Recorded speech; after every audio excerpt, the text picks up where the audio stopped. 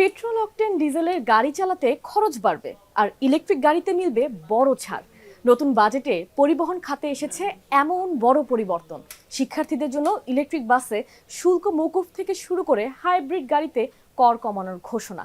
সব মিলিয়ে বদলে যেতে পারে দেশের যানবাহনের ভবিষ্যৎ। আর কি আছে এই বাজেটে? পরিবহন খাতে পরিবেশ বান্ধব উদ্যোগে বড় সিদ্ধান্ত নিয়েছে সরকার। নতুন বাজেটে ইলেকট্রিক ও হাইব্রিড যানবাহনে কর ছাড়ের ঘোষণা এসেছে। স্কুল, কলেজ ও বিশ্ববিদ্যালয়ের শিক্ষার্থীদের পরিবহনের জন্য ইলেকট্রিক বাস আমদানিতে এখন থেকে থাকছে না কোনো শুল্ক কর।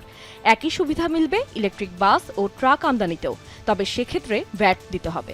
এই সুবিধা কার্যকর থাকবে ৩০ জুন ২০৩০ পর্যন্ত। সরকার বলছে, পরিবেশ দূষণ কমানো এবং জ্বালানি নিরাপত্তা বাড়াতেই নেওয়া হয়েছে নানা উদ্যোগ।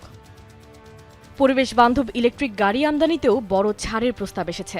বর্তমানে যেখানে মোট কর প্রায় ৯৩%, সেখানে ২৫,০০০ মার্কিন ডলার পর্যন্ত দামের গাড়িতে কর কমে ৬৪% এবং $৫০,০০০ পর্যন্ত গাড়িতে ৮০% নির্ধারণের প্রস্তাব করা হয়েছে।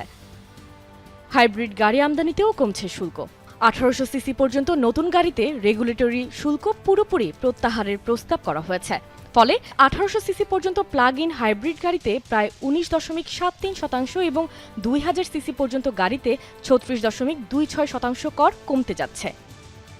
ইলেকট্রিক যানবাহনের ব্যবহার বাড়াতে চার্জার ও চার্জিং স্টেশন আমদানিতেও সব ধরনের শুল্ক কর প্রত্যাহারের প্রস্তাব রাখা হয়েছে এই বাজেটে। অন্যদিকে ডিজেল, অকটেন কিংবা পেট্রোল চালিত প্রচলিত যানবাহনের ব্যবহার কমাতে বিদ্যমান করের উপর ২.৫% পর্যন্ত বাড়ানোর প্রস্তাব দিয়েছে সরকার। এ ধরনের যানবাহনের দাম সামনে বাড়তে যাচ্ছে। একদিকে ইলেকট্রিক ও হাইব্রিড গাড়িতে কর ছাড়, অন্যদিকে জ্বালানি চালিত গাড়িতে বাড়তি কর। সব মিলিয়ে পরিবহন খাতকে পরিবেশ বান্ধব পথে নিতে বড় বার্তা দিল এবারের বাজেট। একই সঙ্গে ফসিল ফুয়েলের ব্যবহার কমিয়ে আনাও বড় লক্ষ্য। এখন দেখার বিষয়, এই সুবিধা সাধারণ মানুষের নাগালে কতটা পরিবর্তন আনতে পারে।